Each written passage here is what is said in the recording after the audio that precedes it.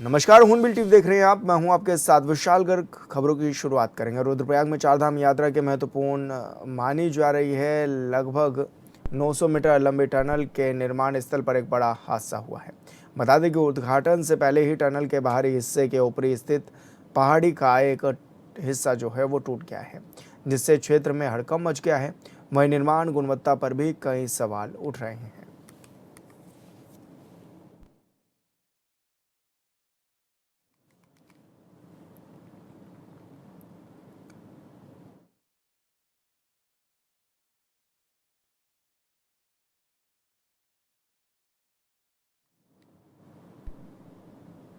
बागेश्वर में देर रात से जारी मूसलाधार बारिश ने जनजीवन पूरी तरह से प्रभावित कर दिया है।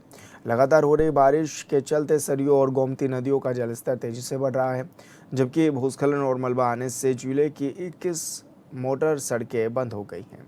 मौसम विभाग के येलो अलर्ट को देखते हुए प्रशासन ने सभी स्कूलों और आंगनबाड़ी केंद्रों में अवकाश घोषित कर दिया है। जिला प्रशासन के अनुसार बागेश्वर में 48 मिलीमीटर, गरुड़ में 40 मिलीमीटर और कपकोट में 53 मिलीमीटर वर्षा दर्ज की गई है। जिले में औसत वर्षा 47 मिलीमीटर रही, जिससे नदी नालों में उफान और पहाड़ों में भूस्खलन का खतरा भी बढ़ गया है।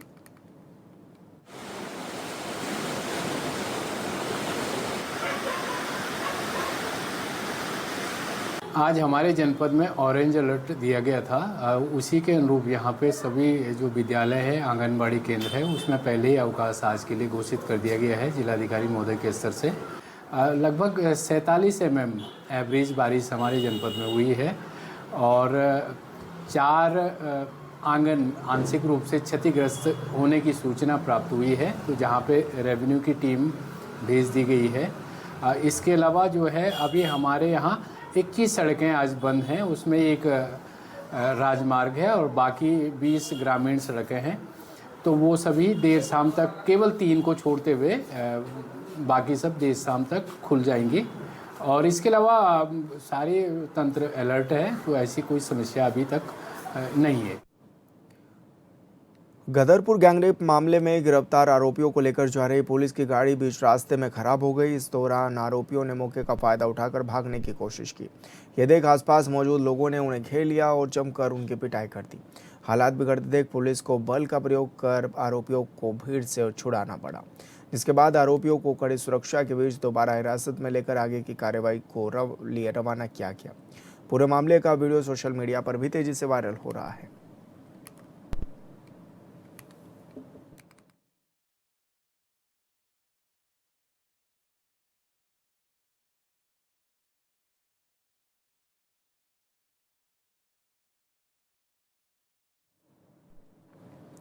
आज पूरा उत्तराखंड एक मैन मेड इकोसिस्टम डिजास्टर यानी इंसानों द्वारा रचित महाविनाश के मुहाने पर खड़ा है। उत्तरकाशी के थराली में फटे बादल से लेकर नैनीताल के कैची धाम और चमोली रुद्रप्रयाग की पहाड़ियों तक देवभूमि का भूगोल चीख चीख कर कह रहा है कि अब बस करो। विकास की तस्वीर कुछ ऐसी है। अरबों रुपए की ऑल वेदर रोड परियोजना और ऋषिकेश कर्णप्रयाग रेल प्रोजेक्ट आज किस तरह उत्तराखंड के लिए एक भयानक मुसीबत का सबब बन चुके हैं, इस रिपोर्ट में देखिए।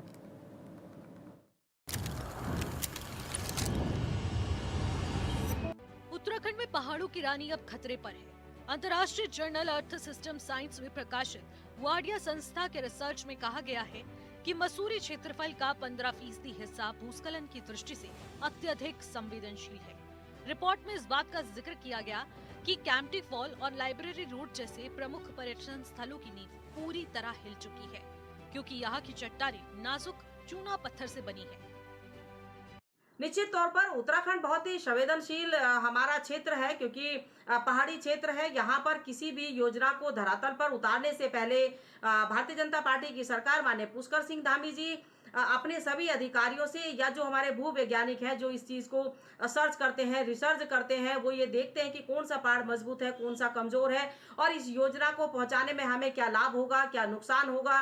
इन सारी चीज़ों की भरपाई के लिए, या हमें आगे चलकर किसी मानव की जान की हानि ना हो, इन सारी चीज़ों को लगातार परखने का काम हमारे भू वैज्ञानिक करते हैं, हमारे वो लोग करते हैं जो इन सारी पूरी टीम होती है। पहाड़ों को पहचान दिलाते दिलाते हम पहाड़ों की कैरिंग कैपेसिटी यानी वाहन क्षमता को पूरी तरह नजरअंदाज कर चुके हैं और नियमों की धज्जियां उड़ाते हुए उन ढलानों पर बहुमंजिला होटल रिजॉर्ट्स खड़े कर दिए गए जो 60 डिग्री से भी ज्यादा तीखी है। पहाड़ों की हरियाली को काटकर सीमेंट, कंक्रीट और सरियों का एक ऐसा जाल बिछा दिया गया है कि आज सुंदरवाद यहाँ कंक्रीट के जंगलों में तब्दील हो चुकी है। फिर जब बारिश का पानी इन कंक्रीट के ढांचों के कारण जमीन के अंदर नहीं जा पाता तो वह पहाड़ों की ढलानों को तोड़कर तबाही की शक्ल अख्तियार कर लेता है।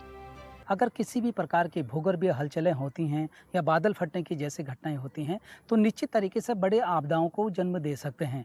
ये जो मसूरी वाला हमारा भाग है वो भी कहीं ना कहीं जो है कि वो एक संवेदनशील क्षेत्र है। वहाँ पर लगातार भूस्खलन की जैसी समस्याएं बनी रहती हैं। इसका मतलब साफ जाहिर है कि वो एक कच्चे रवेदार जगह पर बसा हुआ है। अगर हम उस पर ज़्यादा विकास का कार्य करेंगे, हम वहाँ पर बड़े बड़े जो कि हवेलियाँ बनाएंगे तो निश्चित तरीके से जो मसूरी बसा हुआ है, एक कच्चे चट्टान के ऊपर बसा है, वो कहीं ना कहीं घातक होगा। इसलिए हमको जो भी विकास कार्य करने हैं सरकारी मानकों के आधार पर करेंगे तो निश्चित तरीके से यहाँ का जनमानस सुरक्षित होगा। संकट सिर्फ निजी होटल या फिर अवैध निर्माणों तक सीमित नहीं है। पहाड़ों के इस विनाश में सरकारी परियोजनाओं की अनियोजित क्रियान्वयन में आग में घी का काम किया है। हजारों करोड़ की चारधाम ऑल वेदर रोड परियोजना ने जब पहाड़ों को वैज्ञानिक मानकों के विपरीत सीधे 90 डिग्री में काट दिया तो पहाड़ का प्राकृतिक संतुलन हमेशा के लिए बिगड़ गया। नतीजा, आज हल्की सी बारिश होते ही ऑल वेदर रोड पर विशाल बोल्डर और मलबा गिरने लगता है। वहीं दूसरी तरफ ऋषिकेश कर्णप्रयाग रेल परियोजना के तहत पहाड़ों के पेट को चीरकर जो लंबी सुरंग बनाई जा रही है उसके लिए जो भारी ब्लास्टिंग की जा रही है उसने अंदरूनी चट्टानों को खोखला कर दिया। टनल के ठीक ऊपर बसे गांव के घर धंस रहे हैं, दीवारों में चौड़ी दरारें आ रही हैं और सदियों पुराने पानी के प्राकृतिक स्रोत पूरी तरह से सूख चुके हैं। पर्यावरणविदों का साफ कहना है कि ये विकास नहीं बल्कि पहाड़ों के भूगोल के साथ किया गया एक आत्मघाती प्रयोग है। इधर खबर पर सरकार की अपनी बातें हैं। इस प्रदेश के अंदर जब भी कोई योजना पहुंचने का काम होता है, चाहे सड़कों की कनेक्टिविटी की बात करें या हम किसी अन्य दूसरी परियोजना की बात करें, तो उसमें माननीय पुष्कर सिंह धामी जी ने सख्त दिशा निर्देश हमारी उन एजेंसियों को दिए हैं कि आप किसी की भी जान माल की हानि किए बगैर उस योजना को पूरा करने का काम करेंगे, उसे धरातल पर उतारने का काम करेंगे। तो संवेदनशील है हमारा उत्तराखंड इस लिहाज से। यहाँ पर कोई भी, चाहे हम सुरंग का काम करें या अपनी ट्रेन ले जाने का काम करें, सड़कों को हम पहाड़ों के बीच से उन गांव तक पहुंचाने का काम करें जहां पर कनेक्टिविटी नहीं है, तो बहुत सारी ऐसी जो कमजोर हमारे क्षेत्र हैं वो जो चिन्हित किए जाते हैं, उन सबको देखते हुए हमारी उन योजनाओं को धरातल पर उतारने का काम करती है सरकार।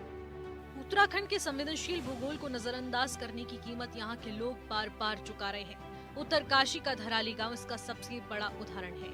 इको सेंसिटिव जोन होने के बावजूद नदियों के बहाव क्षेत्र और प्राकृतिक गधेरों को काटकर रिजॉर्ट और होटल खड़े कर दिए गए और जब भी ऊपरी पहाड़ियों पर क्लाउड बस्ट होता है तो पानी अपना रास्ता खोजता है और रास्ते में आने वाले इन इंसानी निर्माणों को मलबे में तब्दील कर देता है। यही हाल सरोवर नगरी, नैनीताल और उसके आसपास का भी है। ऐसे बरसाती सीजन में जो सामने उदाहरण हमको देखा जा सकता है कि मसूरी वाला जो मार्ग है लगातार वहाँ पर भूस्खलन की जैसी समस्याएं हो रही, तो कहीं ना कहीं जो कटान हम कर रहे हैं, जो हम वहाँ पर जो है कि ज़्यादा भार स्थापित कर रहे हैं, उसका खामियाजा हमको देखने पड़ रहा है। तो निश्चित तरीके से हम लोगों को अपनी विकासवादी और सुविधाओं को थोड़ा सा नज़रअंदाज करके अपना जीवन को भी सुरक्षित बनाने के लिए इन प्राकृतिक संसाधनों के साथ छेड़खानी ना करें, जिससे जो कि यहाँ का जनमानस को कष्ट सहना पड़े। अदालतों के सख्त रुख और वैज्ञानिकों की लगातार आ रही चेतावनियों के बाद अब उत्तराखंड सरकार रक्षात्मक मुद्रा में है। उत्तराखंड भूस्खलन न्यूनीकरण और प्रबंधन केंद्र के जरिए 125 करोड़ रुपए के बजट से संवेदनशील पहाड़ियों का ट्रीटमेंट शुरू कर दिया गया, जिसमें केंद्रीय सड़क परिवहन मंत्रालय अब ड्रोन, लिडार तकनीक और डिजिटल टेरेन मैपिंग का सहारा लेकर ऑल वेदर रोड के ड्रेनेज पॉइंट्स को ठीक करने का दावा कर रहा है। लेकिन जमीन पर उठ रहे सवाल आज भी वही है, क्या ये डैमेज कंट्रोल काफी है या फिर तबाही की बुनियाद रखने के बाद अब सिर्फ मरहम लगाने की कोशिश की जा रही है। वाडिया संस्था की मसूरी पर आई रिसर्च कोई साधारण रिपोर्ट नहीं है। कहा जा सकता है कि देवभूमि उत्तराखंड को बचाने की आखिरी पुकार है। विकास समय की मांग है और इससे कोई नहीं नकार सकता, लेकिन ऐसा विकास किस काम का जो इंसानों को मलबे के ढेर में बिठा दे। वक्त आ गया है कि सरकारें फाइलों और कागजों से बाहर निकलकर इन कंक्रीट के अवैध पहाड़ों पर कड़ा एक्शन ले, वरना प्रकृति जब अपना संतुलन बनाने के लिए बुलडोजर चलाती है तो संभलने का मौका नहीं मिलता। Bureau report, hornbill TV. राजधानी देहरादून में करोड़ों रुपए की लागत से बना एक पुल फिर सवालों के घेरे में है। प्रेमनगर नंदा की चौकी के पास नेशनल हाईवे पर स्थित यह पुल में 16 दिन पहले ही जनता के लिए खोला गया था। पुल के अप्रोच सड़क पर एक बड़ा जानलेवा गड्ढा बन गया है। मामले को लेकर विपक्ष भी सरकार पर सवाल उठा रहा है।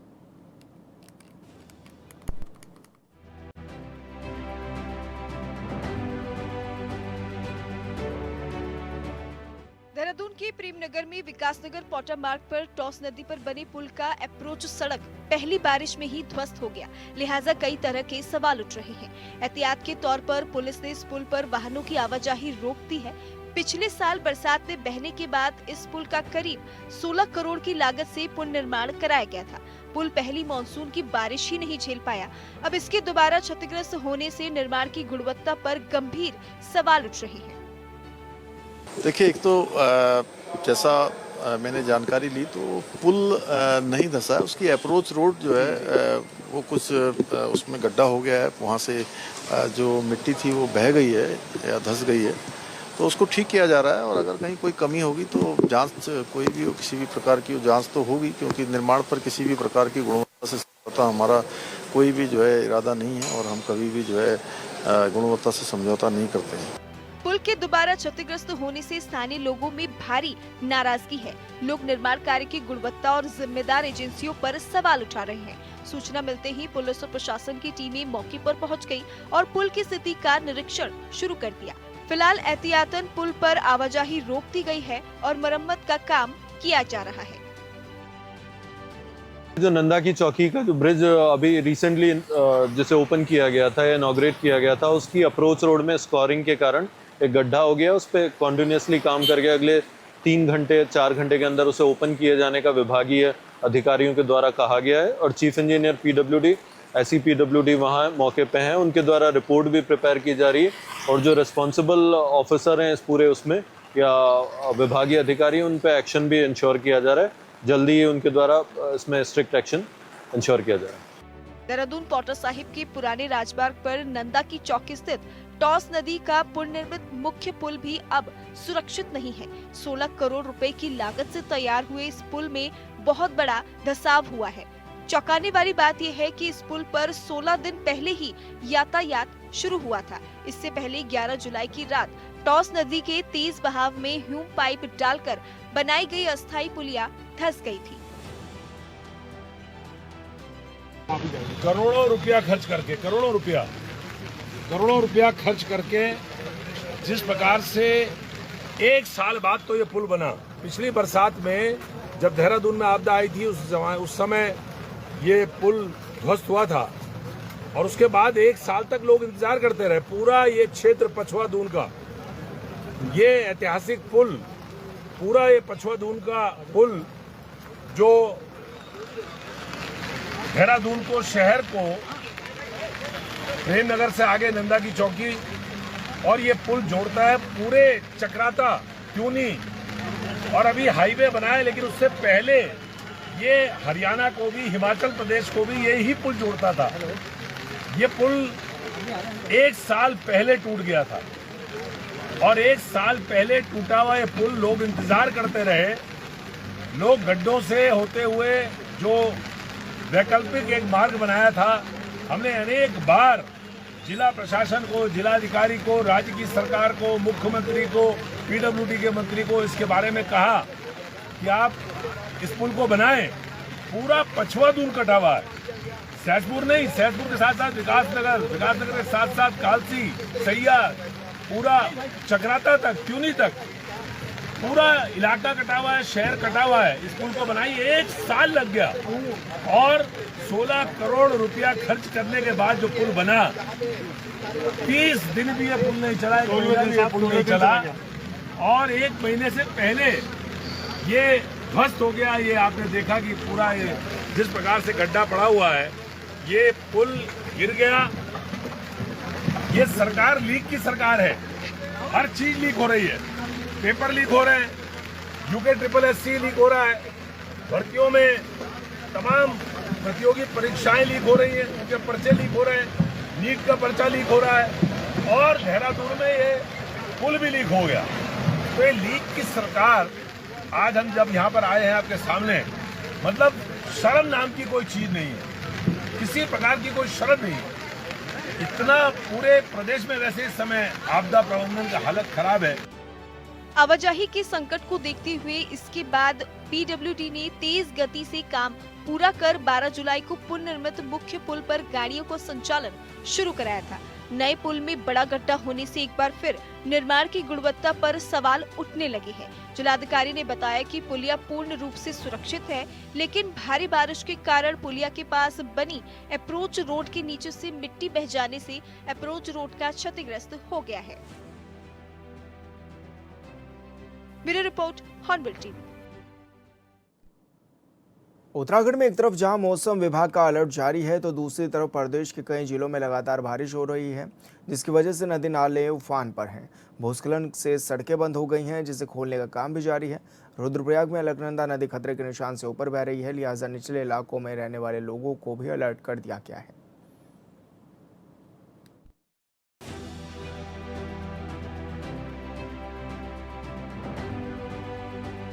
तस्वीरें उत्तराखंड की राजधानी देहरादून की नहीं हैं, जहां लगातार बारिश के बाद रिस्पना नदी में उफान है। आपदा सचिव विनोद कुमार सुमन ने कहा कि उत्तराखंड में निरंतर भारी वर्षा का दौर जारी है, लिहाजा कई क्षेत्रों में सड़कें अवरुद्ध हो गई हैं और महत्वपूर्ण पुलों को भी व्यापक क्षति पहुंची है। मालदेवता, हाथीबड़कला, जौलीग्रांट, मसूरी, उखीमठ, डीडी हाट, मोहकमपुर, हल्द्वानी, चमोली, तेजाम, बैरीनाग, कीर्तिनगर, नरेंद्र नगर, ऋषिकेश और जकौली जैसे कई स्थानों पर अत्यधिक वर्षा दर्ज की गई है। देखिए, इस समय मौसम का अलर्ट आया है और जगह जगह पर क्योंकि बहुत सारी जगह पर भूस्खलन हो गया है, कहीं बहुत ज़्यादा प्रातःकाल से ही, जैसे उत्तरकाशी है, देहरादून है, टिहरी है, इन सब लगातार बारिश हो रही है। इसलिए यात्रा को यात्रियों की सुविधा की दृष्टि से, उनकी सुरक्षा की दृष्टि से स्थगित किया गया है। जैसे मौसम ठीक होगा फिर से यात्रा चालू। जारी इस मूसलाधार बारिश के कारण जानकी चट्टी, यमुनोत्री, रुद्रप्रयाग, बद्रीनाथ और जोशीमठ के निकट के कई प्रमुख मार्ग या तो क्षतिग्रस्त हो गए हैं, लिहाजा आवागमन बंद हो गया है। इसके अतिरिक्त नंदा की चौकी पर स्थित एक पुल के पहुंच मार्ग को भी हानि पहुंची है और उसकी मरम्मत का कार्य सक्रिय रूप से चल रहा है। स्थानीय प्रशासन ने पुष्टि की है कि बचाव दल मौके पर तैनात है और अवरुद्ध मार्गों को साफ कर यातायात बहाल करने के लिए अथक प्रयास कर रहे हैं। उत्तराखंड में मौसम का मिजाज बिगड़ा हुआ है। पहाड़ों से लेकर मैदानों तक लगातार बारिश का दौर जारी है। ऐसे में मौसम विभाग ने 3 दिन का हाई अलर्ट भी जारी किया है, जिसके बाद राजधानी देहरादून के कई नदी नाले ऐसे हैं जो ओवरफ्लो हो गए हैं। यानी कि बात अगर मैं रिस्पना की करूं तो मैं रिस्पना नदी के पास हूं और यहाँ का आपको ये नज़ारा दिखाना चाहूँगा। आमतौर पर जो ये नदी बिल्कुल खाली रहती है, अब ये उफान पर है, ये भर करके चल रही है और इसके आसपास जो लोग रहने वाले हैं उनमें एक डर का जो माहौल है वो बन रहा है, क्योंकि ये भी कहा जा रहा है कि रात के समय ये नदी काफ़ी ऊपर तक चढ़ गई थी, जिस कारण पानी काफ़ी ऊपर तक आ गया था। हालांकि लोग जो हैं, जो यहाँ पर रह रहे हैं तमाम इसके आसपास, वो डर के साए में थे। हालांकि प्रशासन ने भी लगातार लोगों से अपील की है कि वो सतर्कता रखें, सुरक्षित रहें और आवाजाही भी कम करें। अगर पहाड़ी क्षेत्रों में जो लोग जा रहे हैं, जो लोग चार धाम यात्रा में जा रहे हैं, उनसे भी अपील की गई है कि मौसम का मिजाज एक बार जरूर भांप लें, उसके बाद ही अपनी यात्रा को पूरा करें। लेकिन ऐसे में पूरी तरह से मौसम जो है वो बिगड़ता हुआ नजर आ रहा है और पहाड़ से लेकर मैदान तक लगातार जो बारिश है वो उसका दौर लगातार जारी है और अगले 3 दिनों के लिए भी मौसम विभाग ने हाई अलर्ट जारी किया गया है। जारी बारिश की वजह से सौंग नदी का जलस्तर बढ़ गया है। अधिकारियों ने आश्वस्त किया है कि समग्र स्थिति अभी तक गंभीर नहीं है। आम जनता को और पर्यटकों को ऑरेंज और रेड अलर्ट की अवधि के दौरान किसी भी प्रकार की यात्रा से बचने की सख्त सलाह दी गई है, क्योंकि वर्षा से उत्पन्न परिस्थितियां अत्यंत खतरनाक हो सकती हैं। चारधाम यात्रा मार्गों पर भी कई जगह भूस्खलन की खबर है। देखिए, नुकसान अभी हम लोग कैलकुलेट कर रहे हैं, क्योंकि लगातार बारिश चल रही है। हम लोग कुछ टाइम में करते हैं लगभग, और 150 के आसपास की फिगर थी सुबह जो रोड बंद थी। और जैसे मैंने पहले भी बताया है कि जो भी सड़क हमारी बंद हो रही है, हमारा प्रयास रहता है कि मैक्सिमम 24 घंटे के अंदर खुले। अगर 24 घंटे के अंदर नहीं खुल पा रही है या नहीं खुल सकती है किसी वजह से, तो उसकी इन्फॉर्मेशन डायरेक्टली मेरे पास आती है, अलग से मेल पे आती है मेरे पास कि कौन सी रोड है जो नहीं खुल सकती है, और ईएनसी के पास भी जाती है, जिससे कि हम फिर उसको डिस्कस करते हैं, उनसे पूछते हैं कि आप बताओ क्यों नहीं खुल सकती है, किसमें एक्स्ट्रा रिसोर्सेज की जरूरत है, कुछ और सामान चाहिए, कुछ चाहिए, तो हम लोग उसको बैकअप देते हैं। बाकी सड़क हमने जो पोर्टल है हमारा MISPWD पे पोर्टल है रोड क्लोजर का, उस पर सारी इन्फॉर्मेशन रियल टाइम आती है, वो हम लोग रेगुलर देख रहे होते हैं, और आप लोग भी देख सकते हैं किसी भी टाइम कौन सी रोड बंद है, कहाँ पे बंद है, कितनी देर में खुलेगी, कैसे क्या होगा, फोटो के साथ, लोकेशन के साथ डिटेल रहता है उसके ऊपर। टिहरी में कई सड़कें भूस्खलन की वजह से बंद हैं। रुद्रप्रयाग में अलकनंदा नदी खतरे के निशान पर ऊपर बह रही है, क्योंकि पहाड़ों में लगातार बारिश हो रही है। मौजूदा स्थिति यह है कि राजधानी देहरादून सहित जिलों में लगातार बारिश से जनजीवन अस्त व्यस्त है, लोग परेशान हैं। कहा जा सकता है कि क्योंकि कई जगह पे तांडव देखने को भी नजर आ रहा है, कई जगह पर भूस्खलन हो रहा है, तो कई जगह पर नदियां ओवरफ्लो हो गई हैं, और ऐसे में साफ तौर पर यह भी कहा जा सकता है कि राजधानी देहरादून के में सबसे चर्चित जो मार्ग है प्रेमनगर मार्ग, वहां पर भी एक फ्लाईओवर टूटा है जो कि धंस गया है ज्यादा ओवरफ्लो होने के कारण। तो कहा जा सकता है कि प्रदेश में कई सड़कें ऐसी हैं जो बाधित हैं, कई सड़कें ऐसी हैं जिनको खोलने का प्रयास लगातार किया जा रहा है। तो चारधाम यात्रा पर जो यात्री जा रहे हैं उनसे अपील भी की जा रही है कि वो अपनी यात्रा को सुरक्षित बनाए। हॉर्नबिल टीवी के लिए देहरादून से विशाल गर्ग। हरिद्वार के श्यामपुर थाना क्षेत्र में पुलिस और खाद्य सुरक्षा विभाग की संयुक्त टीम ने कांगड़ी स्थित डेयरी पर छापेमारी कर बड़ी कार्रवाई की। मौके से करीब 50 किलो पनीर बरामद हुआ। जांच में पनीर निर्माण में दूध पाउडर और फॉरेन पैक्ट के इस्तेमाल और रिटेल लाइसेंस पर भी उत्पाद किए जाने की अनियमितताएं सामने आई हैं। टीम ने खाद्य नमूने जांच के लिए प्रयोगशाला में भेजे, जबकि करीब 49 किलो पनीर मौके पर ही नष्ट कर दिया गया है। मामले में खाद्य सुरक्षा और मानक अधिनियम 2006 के तहत डेयरी संचालक और उसके भाई को नोटिस भी जारी किया गया है।